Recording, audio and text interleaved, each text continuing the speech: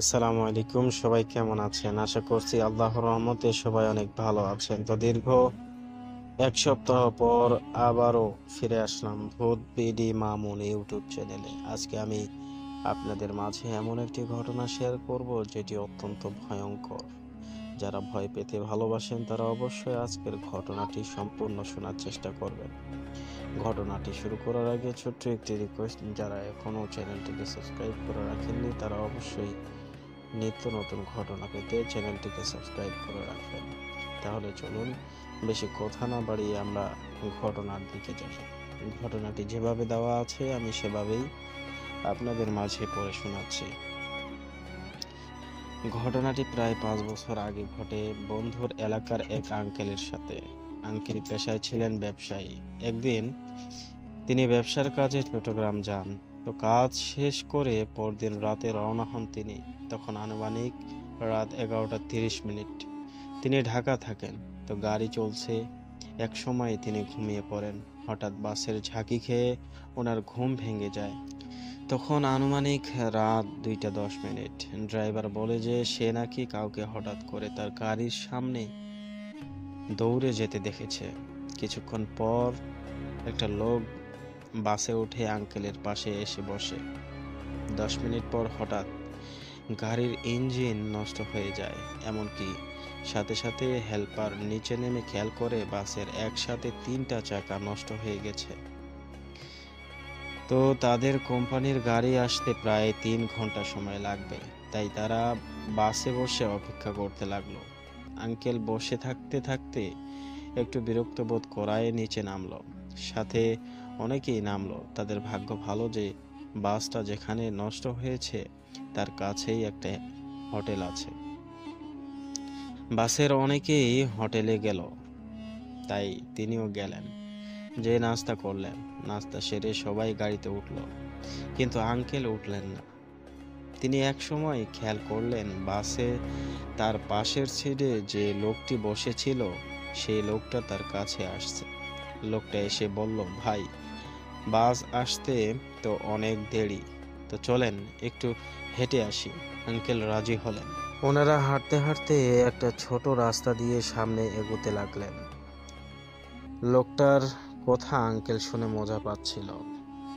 এক সময় বাসের কথা ওনার মনেই নাকি ছিল না। প্রায় 40 মিনিট হাঁটার পর চাচার হঠাৎ বাসের কথা মনে পড়ে। তিনি লোকটাকে আবার বাসের কাছে ফিরে যেতে বলেন। লোকটা বলে, একটু দাঁড়ান, আমি আসছি। আঙ্কেল দেখলেন লোকটা একটা ছোট ঝোপের মতো জায়গায় গেলেন। 2-3 মিনিট পর হঠাৎ তিনি খটমট শব্দ পান এবং একটা পচা গন্ধ পান সেই ঝোপের কাছ থেকে।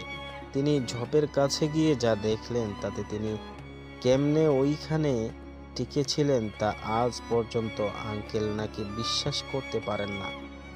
তিনি দেখেন যে লোকটার পুরো শরীর পুজে ভরা এবং সে নিজেই নিজের হাত চিবায় চিবায় খাচ্ছে। আঙ্কেল লোকটার এই দৃশ্য দেখে খুবই ভয় পেয়ে যান। লোকটার পুরো মুখ রক্তে মেখে আছে। লোকটা যে কোনো মানুষ নয় তা তিনি টের পান, কারণ আঙ্কেলের হাত লোকটাকে স্পর্শ করতে পারেনি। লোকটা তখন বলল, তুই কোথায় আছিস? একবার ভালো করে দেখ তো। আঙ্কেল যা দেখলো তাতে তিনি পুরোই থ হয়ে গেল। আঙ্কেল দেখলেন যে তিনি একটা বিশাল কবর স্থানের মাঝখানে, কিন্তু আসার সময় কোনো কবরস্থান ছিল না সেখানে। লোকটা তার হাত চিবাইতে চিবাইতে এক সময় তার হাত পুরাই হাড্ডির মতো হয়ে গেল। লোকটা বলল, আজ তুই যা দেখলি তা কাউকে বলবি না। এক সময় লোকটা একটা কবর দেখিয়ে বলল যে ওইটা তার কবর এবং সে নাকি যে জায়গায় গাড়িটা নষ্ট হয়েছে সেই জায়গায় 8 দিন আগে রাস্তা পার হতে গিয়ে বাসের চাপায় মারা যায়। এক সময় চাচা খেয়াল করে লোকটা যে কবরটা দেখায় সেই কবরের ভিতরে সে ঢুকে গেল। এত সব দৃশ্য আঙ্কেল কতক্ষণ স্থির হয়ে দেখছে তা তার মনে ছিল না। ওনার যখন হুঁশ হয় তখন তিনি প্রাণপণ দৌড়িয়ে গাড়ির কাছে পৌঁছায়। ওনাকে হাঁপাতে দেখে বাকি যাত্রীরা কি হয়েছে জিজ্ঞাসা করলে তিনি তাদের কিছু বলেননি, শুধু বলেন যে আমার পাশে কাউকে বসে থাকতে দেখেছেন এবং আমার সাথে কাউকে কোথাও যেতে দেখেছেন? তারা বলল তার পাশে এখন পর্যন্ত কেউ বসেনি। আরেকজন বলল আঙ্কেলকে নাকি একা একা হাঁটতে যেতে দেখেছে।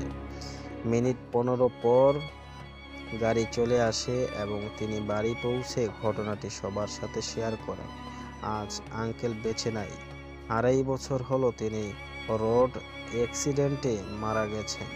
ওনার পরিবারের অনেকেই বিশ্বাস করে যে লোকটা ওনাকে সে রাতের কথা বলতে নিষেধ করছিল, কিন্তু আঙ্কেল তা শেয়ার করার জন্য হয়তো ওনার মৃত্যু সেই লোকটার মতো হয়েছে। তো আজকের ঘটনাটি এই পর্যন্তই ছিল। যদি আপনাদের কাছে ভালো লাগে তাহলে অবশ্যই একটি লাইক করবেন, চ্যানেলে নতুন থাকলে সাবস্ক্রাইব করে রাখবেন। ধন্যবাদ সবাইকে, ভালো থাকবেন। আরেকটা সতর্কতামূলক আপনাদের কিছু কথা জানিয়ে দেই। আমরা হয়তো অনেকেই গভীর রাতে বাসে উঠি, কিন্তু আমরা কখনোই বুঝতে পারি না আমার পাশে যিনি বসে আছেন, এমনকি গাড়ির বাকি যাত্রীরা মানুষ কিনা। তাই রাতে কেউ আপনাকে কোথাও নিয়ে যেতে চাইলে ভুলেও যাবেন না।